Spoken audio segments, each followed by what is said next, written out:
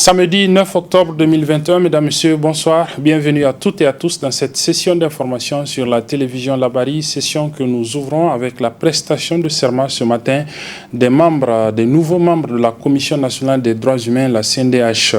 Comme le veut la loi, c'est devant le Parlement que ces nouveaux membres de la Commission nationale des droits humains ont prêté serment. Le résumé de cette cérémonie avec nos reporters Ibrahim Abdou et Nafissatou Zakou. Ils sont au nombre de 9, les nouveaux membres de la Commission nationale des droits humains CNDH à prêter serment devant les députés nationaux. Cet acte qui renvoie ces nouveaux membres de la CNDH à l'accomplissement de leurs fonctions sera suivi d'une première réunion afin de déterminer le premier responsable de la dite institution. L'Assemblée nationale prend acte de votre serment. Je félicite et je renvoie à l'accomplissement de votre mission. Par ailleurs, je rappelle aux membres de cette commission que conformément à l'article 61 de la loi portant organisation et fonctionnement de leur institution, leur première réunion est convoquée par le président de l'Assemblée nationale. À cet égard, vous êtes donc conviés à la dite réunion qui aura lieu le lundi 11 octobre 2021 à partir de 10h au siège de la Commission. Conformément à l'article cité tantôt, cette première réunion sera présidée par le doyen d'âge de la Commission, assisté du plus jeune membre qui assure le secrétariat. Tous les deux sachant lire et écrire. Après avoir prêté serment, les nouveaux commissaires de la CNDH s'est dit prêts à respecter leur serment tout en continuant à défendre les droits humains. Le président de l'Assemblée, à travers donc la loi, nous a renvoyé à l'exercice de nos fonctions. Et une mission très noble, assignée à nous commissaires. Et aujourd'hui, nous devons respecter tous les serments que nous avons signés aujourd'hui devant les honorables députés. Et je souhaiterais à tous les commissaires d'être présents à toutes les activités de la commission et surtout de respecter cette loi. Nous nous sommes sentis encore plus investis d'une mission dont nous mesurons le poids à la lecture du serment. Mais comme vous le savez, nous avons toujours été un acteur de la société civile. C'est notre quotidien, la défense et la promotion des droits humains. Et aujourd'hui que nous serons aux côtés d'autres commissaires au niveau de la Commission nationale des droits humains, nous allons nous battre comme toujours pour que les droits humains soient une réalité dans notre pays. À noter que c'est au cours des travaux en séance plénière de la deuxième session ordinaire au titre de l'année 2021 qu'a eu lieu cette prestation de serment des nouveaux membres de la CNDH. Le nouveau sommet France-Afrique a pris fin hier avec un panel de discussion entre le président français Emmanuel Macron et 11 jeunes des différents pays qui ont pris part à cette rencontre, cette innovante rencontre qui était, vous le savez, par le passé consacrée à une rencontre entre le président français et les chefs d'État. Cette année donc, l'innovation a consisté à inviter uniquement des acteurs de la société civile et des jeunes activistes du continent africain. Le sommet donc a pris fin hier avec cette rencontre d'échange entre le président Emmanuel Macron et 11 jeunes qui ont été triés à la volée au niveau de ce sommet pour échanger avec lui sur les questions d'actualité et sur la coopération entre la France et le continent africain. Beaucoup de citoyens des différents pays qui ont pris part à ce sommet ont suivi cet échange entre le président Emmanuel Macron et les jeunes et beaucoup se sont prononcés. Ici au Niger, la rédaction de la télévision Labari a tendu son micro à l'activiste Ibrahim Bana qui pense que ce sommet est juste un sommet de plus. Je propose de le suivre. Je crois que c'est du marketing politique en direction de la France. Ce sommet ne concerne pas l'Afrique. Macron, il sait que la France perd pied en Afrique. Il veut montrer aux Français qu'il a la capacité d'offrir d'autres chances à la France de sauvegarder ses intérêts. Donc ce n'est pas du tout un sommet pour l'Afrique, ce n'est pas destiné aux Africains, c'est d'abord avant tout destiné aux Français. Parce que comme vous le rappelez, nous sommes à la veille des élections en France. Macron est en difficulté au plan intérieur. Donc il veut redorer son blason à travers ce sommet. Le deuxième aspect, c'est que le choix des participants au sommet a été laissé aux ambassades françaises en Afrique qui ont trié sur le volet les gens qui doivent participer à ce sommet. Vous ne verrez jamais aucune figure connue de la lutte contre la France-Afrique, de la lutte contre le franc CFA, de la lutte contre les bases militaires. Tous les sujets qui ont été abordés par Macron avec ceux qu'il a réunis là-bas, c'est loin des intérêts des peuples africains. Il y a eu des participants qui ont été assez courageux pour aborder certains sujets sensibles, mais comme vous l'avez remarqué, le président Macron a évité, soit en s'emportant ou en essayant de ridiculiser les propos tenus par ceux qui étaient partis au nom de l'Afrique. Mais il faut retenir une chose, l'élite africaine doit comprendre que ce soit des chefs d'État, la société civile, la France n'a plus le droit au XXIe siècle de s'asseoir en France et de prétendre parler au nom des peuples africains et pour le développement des peuples africains.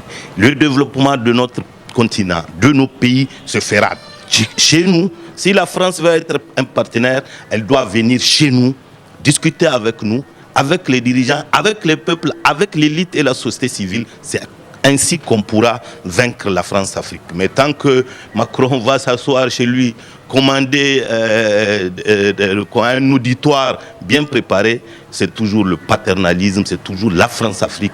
Et nous, en tant qu'élite actuelle de l'Afrique, nous condamnons cet état de fait et nous rappelons à Macron que demain, l'Afrique va se libérer parce que la colère des jeunes Africains, de l'élite africaine, elle gronde dans tous les pays. Il faut que la jeunesse comprenne une chose. La liberté, elle ne se quémande pas. Elle se proclame et elle s'assume.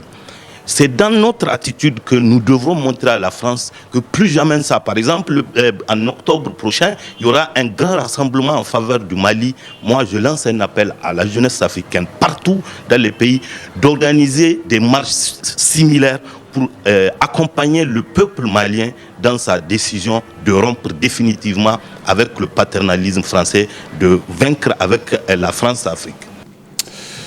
La suite du journal avec cette formation destinée aux élus locaux et aux cadres communaux de la commune rurale de Simiri, située dans le département de Walam, région de Tillabéri. Une formation donc sur la prise en compte des questions de genre et l'inclusion dans les processus de transfert de compétences. C'est une initiative de l'ONG ADPEN Milaban qui est mise en œuvre par plusieurs structures avec l'appui financier de l'Union européenne. Le résumé de la cérémonie d'ouverture de cet atelier de formation avec nos reporters Sadou Doumi et Adamou Soumana. Conseillère locale et cadre de la commune rurale de Simiri se retrouvait ainsi à l'école de la bonne gouvernance sous la houlette de l'organisation non gouvernementale Action pour le développement et la promotion de l'éducation au Niger, Milaban. Une rencontre qui vise à outiller ces décideurs communaux sur la prise en compte des questions de genre et inclusion dans le processus de transfert de compétences et dont la première responsable de l'ONG Milaban a bien voulu à cette occasion situer l'objectif à elle assigné. Cette formation vise le renforcement des capacités des élus locaux et des cadres communaux pour la prise de conscience et la prise en compte de la dimension genre dans le développement des politiques sectorielles. Mesdames et messieurs, au vu de la qualité des participants ici présents, je n'ai aucun doute que les objectifs assignés à cette formation seront atteints. Et je vous exhorte à tirer le meilleur parti de cette formation. Procédant à l'ouverture officielle de cette formation, le premier vice-maire de la commune rurale de Simiri a souligné toute l'importance de la rencontre. C'est une question d'actualité et nous sommes honorés par cet atelier parce que ça va renforcer donc, les compétences de nos élus locaux. Nous sommes, comme je vous le disais, à l'école de la décentralisation et C'est une formation qui permettrait à chaque élu de jouer pleinement le rôle qui est le sien. Mesdames, Messieurs, chers participants, j'en appelle à la conscience de la représentation locale pour qu'elle saisisse cette occasion qui nous est donnée de s'imprégner pleinement de ces questions d'autonomisation et d'inclusion participative, ce qui concerne les élus locaux. Ainsi, ce rendez-vous d'échange et de partage marque le deuxième appui du consortium de 3 ONG porteurs de ce projet dans le cadre du programme Pass Octroi à l'attention du conseil municipal de Simiri. Série d'activités récréatives hier au niveau de la maison d'arrêt de Niamey à l'intention des pensionnaires de ce centre pénitentiaire. Des activités qui ont été organisées par le réseau Progrès et Développement Humanitaire du Niger, Reprodev, cela dans le cadre de la commémoration de la 19e journée mondiale de lutte contre la peine de mort. Le résumé de ces activités avec nos reporters Ibrahim Abdou et Ismaël Moumouni. Contribuer à l'humanisation des maisons d'arrêt du Niger et à l'amélioration des conditions de vie des détenus, voilà ce qui a conduit l'ONG Réseau Progrès et Développement Humanitaire du Niger, Reprodev, a initié cette activité culturelle et sportive au profit des détenus de la maison d'arrêt de Niamey. Une initiative qui n'a pas laissé indifférent le régisseur de cette prison. Notre établissement pénitentiaire accueille aujourd'hui un événement mémorable. C'est pourquoi nous sommes convaincus que la mise en œuvre de la politique pénitentiaire et de réinsertion, dont le document est adopté par le Conseil des ministres du 17 avril 2020, apportera des solutions idoines aux divers problèmes dont souffrent nos établissements pénitentiaires. De même, nous demandons à l'ONG Reprodev Niger de trouver ici l'expression de tous nos remerciements, toute notre gratitude et tous nos encouragements pour avoir initié ce projet qui participe au demeurant du respect de la loi et des instruments juridiques internationaux en matière de gestion des établissements pénitentiaires. En effet, le cadre juridique national et international du régime pénitentiaire consacre une place de choix à la pratique des activités culturelles et de loisirs dans les lieux de détention. Ce cadre initié par l'ONG Reprodev Niger est en prélude aux activités commémoratives de la journée mondiale de lutte contre la peine de mort. Notre venue en ce jour cadre parfaitement avec nos ambitions et actions prévues en prélude aux activités commémoratives du 10 octobre prochain à l'occasion de la célébration de la journée mondiale contre la peine de mort. Par le sport, pour le sport et dans le sport, nous pouvons aussi contribuer à déstresser nos détenus qui souvent sont sans repère. Les détenus peuvent s'adonner pendant leurs loisirs à des activités récréatives ou culturelles propres à les maintenir dans de bonnes conditions. Mesdames et messieurs, nous ne finirons pas cette allocution sans remercier infiniment nos partenaires techniques et financiers. Danse chorégraphique des mineurs de la maison d'arrêt de Niamey, match de football des femmes détenues et des mineurs de Acha Academy, match de football hommes des détenus et bien d'autres prestations ont tenu l'assistance en haleine qui d'ailleurs a ovationné le respecté et apprécié gestionnaire Fouta Abdraman qui a reçu des témoignages de la part des structures qui œuvrent contre la peine de mort au Niger. Pour refermer ce journal, nous allons vous faire suivre quelques réactions de quelques amateurs du football nigérien relativement à la déculottée hier de l'équipe nationale de football, le MENA national, face à l'équipe algérienne, 6-1, cela dans le cadre des éliminatoires de la Coupe du Monde Qatar 2022. Ils sont au micro de notre reporter Hamza Sakou. Nous pouvons éviter le score de 6-1.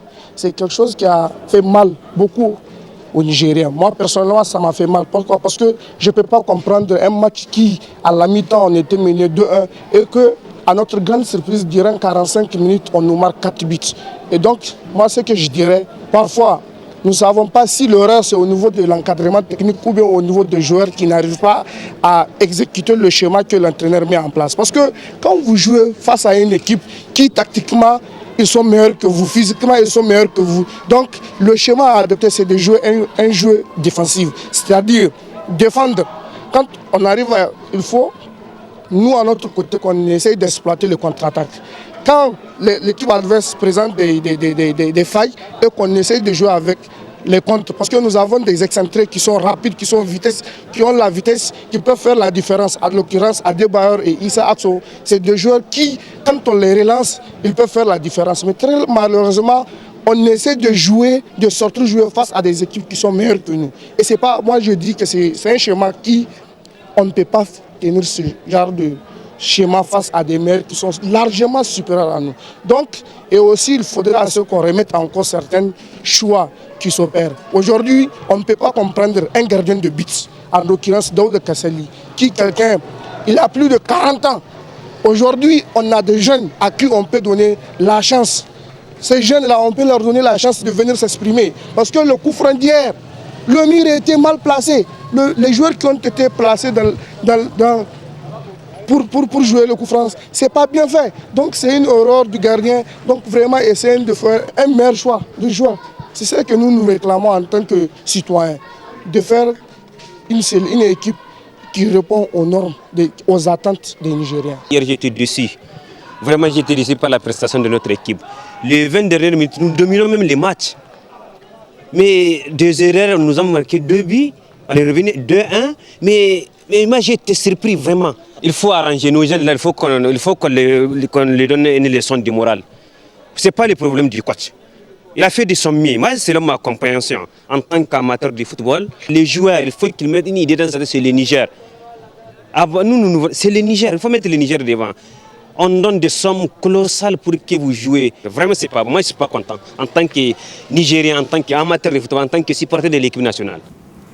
Voilà, c'était donc quelques citoyens amateurs du ballon qui réagissaient à la défaite de l'équipe nationale de football, le MENA, hier face à l'Algérie dans le cadre des éliminatoires de la Coupe du Monde Qatar 2022. Et c'est sur cela que se referme cette édition. Mesdames, Messieurs, merci de l'avoir suivi. Merci aux équipes techniques et rédactionnelles qui m'ont aidé à la présenter. Les programmes se poursuivent sur la télévision Labari. Au revoir.